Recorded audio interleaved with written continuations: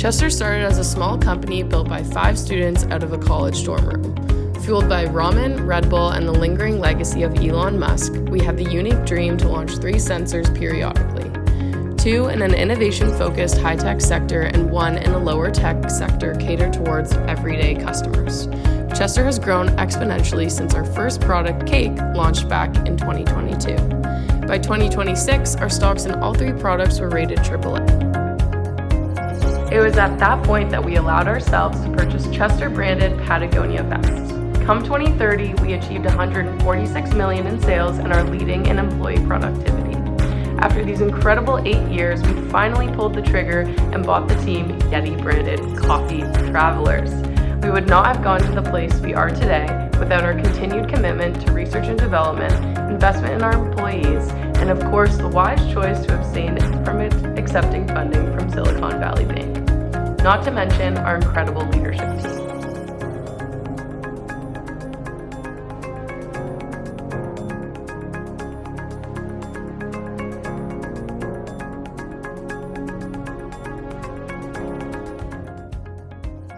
We are Team Chester in the F140239 industry.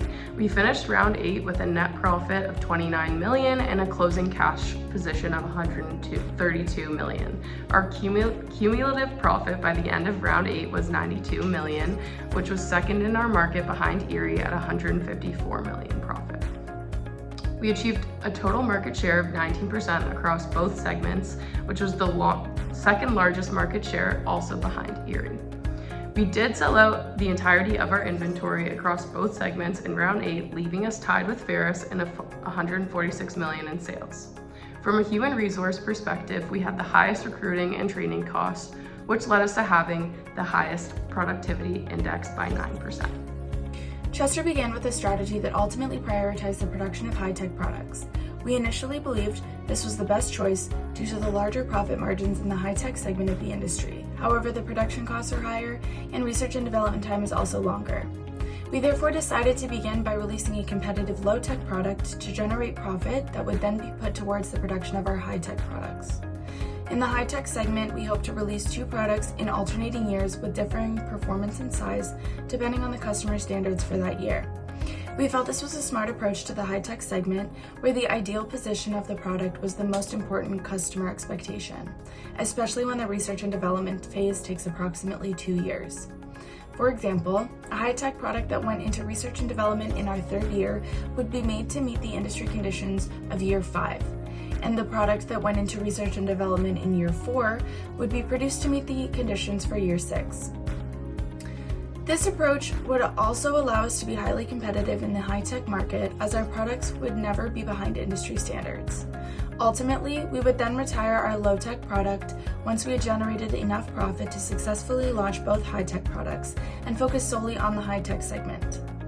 So for our low-tech product, our design strategy was to create a product that met the ideal segment center as specified by the industry standards, and also release 2 alternating high-tech products as previously mentioned, with a 1.4 difference from the ideal segment center for the size and performance, and this will gain a higher customer survey.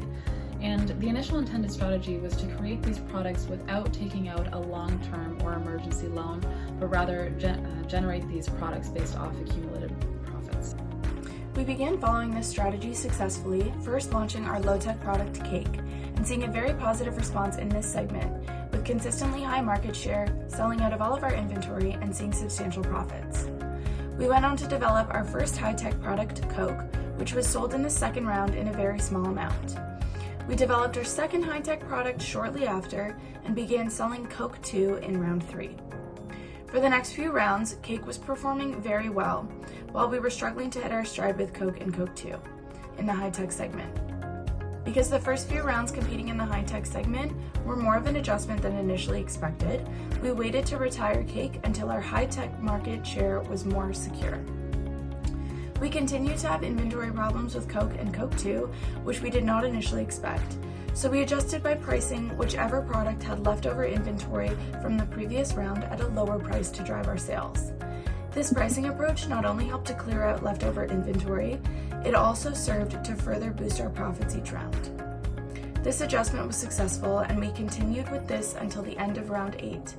We also continued to sell cake in the low-tech segment because it continued to be a profitable product for Chester. So during the actual strategy, Chester recognized that taking a long-term loan would actually give the team a very large advantage, as we would be able to start 2 high-tech products in the very first round. As the high-tech product was our main priority, the team took out a $2 million loan, which provided us the financial means to have more products than all of the other teams right from the start, as fees were very high due to low profits, accessibility, and awareness.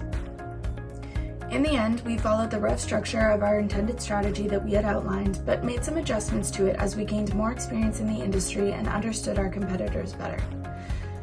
We had not accounted for the potential to have remaining inventory of our high-tech left over at the end of a year, and adjusted to this circumstance by selling the inventory at a lower cost the next round.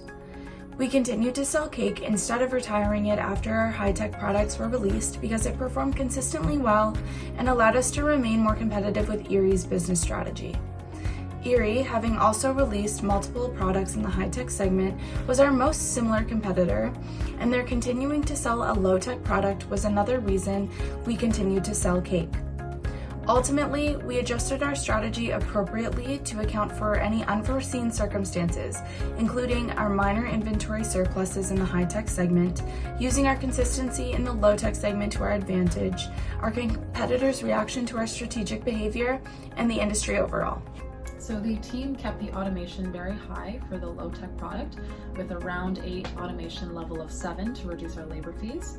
In round 6, the team invested very heavily in TQM, approximately $500,000 to $750,000 across R&D, material, labor, and administration to reduce our production costs. And finally, although our intended strategy was to cycle between the 2 high-tech products, during the 7th and 8th round, the team recognized that if we invested in customer awareness and accessibility, we would be able to sell both high-tech products simultaneously. So this made a very large difference between our intended and our actual strategy. However, this change resulted in the team having a very high market share in the high-tech market, 21.9%. All of our units were sold and our profits were maximized. So in the end, Chester was able to generate a market capital of $305 million with a final cumulative profit of $92 million. Over the past few years of running our company, our team has taken away a few key lessons from the decisions we've had to make. The first thing we noticed was that plans do change. Over the course of the 8 years making decisions, our goals had changed on a yearly basis. And it is okay to adjust, but important to keep in mind the strategy, as running a business demands adaptation and innovation with a purpose. Thus, a vital component is having a singular underlying strategy. Even more importantly is the ability to recognize the shortcomings of decisions and adapt to changing conditions in the market and strategies of our competition. The second lesson we took away was to act and do not react. Teams that base all decisions off reacting to others most likely did not get ahead. To forecast a product's market share based off of other groups is bound to leave you behind the curve. An example we were involved in was trying to forecast and produce high-tech products based off of Erie's performance and sales in the past few years. This ultimately led to them outproducing everyone in the market, including us. That being said, it is also important to know when to react, such as knowing when to abandon a product or when to change markets. Lastly, to be successful, you must plan 2 rounds ahead. To achieve the ideal spot in the market segment, businesses must make decisions on the performance and size of the products. These values, once updated, take a year to be implemented. A high-tech product being updated must plan for the updates to take a year to be put into effect, and thus, a delay on achieving the ideal size and performance occurs. Failure to realize this can mean your business will fall behind the ideal spots for the segment centers and thus become less profitable. Learning these lessons allowed our company to excel and stay ahead of the changing conditions. Over the past 8 years, Chester's success can be partly attributed to our strategic implementation of total quality management. This approach has improved our product quality, market share, cost efficiency, brand reputation, and long-term shareholder value. As you take leadership of Team Chester, we recommend focusing on TQM investments that reduce material costs and increase demand, 2 areas where we can look to outperform our competitors and ensure continued success. To lower material costs, maintain investments in CPI systems, vendor/JIT, and CCE/Six Sigma training. To boost demand, we advise investing in channel support systems and the UNEP Green Program. By leveraging TQM in these areas, you can further enhance Chester's performance and competitiveness in the market. Continue to adjust the performance, size, and MBTF of high-tech products Coke and Coke 2, alternating every round so that the product is set to sell a round ahead. By alternating updates to our high-tech products, Chester has been able to cater to diverse customer preferences, maintaining a competitive edge and maximizing revenue potential in the high-tech market segment. This strategy ensures one product is positioned as a premium offering with innovative technology, while the other serves as a more affordable option with slightly older technology. Overall, this strategy strengthens Chester's position in the high-tech market, appealing to both technology-driven and price-sensitive customers. Currently, we have the lowest return on assets in our market and sold out of all our inventory in the previous 2 rounds. Moving forward, we would recommend focusing on producing more units per round and taking larger risks with our sales forecast. In selling and producing more product, we would see a larger return on our assets as we were not producing at our full production capacity. Alternatively, if maximizing our production capacity does not align with predictions of future market growth, then we would recommend selling more capacity in order to minimize production inefficiencies. So our decisions for round 9 are pretty similar to our strategies in round 7 and 8. So in order to remain competitive in round 9, we'd want to adjust our size and performance for our low-tech product cake to 9.5 and 10.2 and keep our MTBF at 20,000. We wouldn't want to R&D anything for the high-tech sector, as we would just be seeing Coke go into round 9 with its R&D from the previous decisions we did in round 8. And then as far as marketing goes, we would want it, since we're trying to sell out at a larger production level, we recommend continual investment in promotion and sales in order to maintain 100% awareness and accessibility across all products. So we'd want to allocate $1,500 to both promotion and sales for all products. And as far as production goes, we're trying to max out our production capacity, as I mentioned. So we'd look at producing 2,000 units of cake, 2,200 units of Coke, and 1,000 units of Coke 2.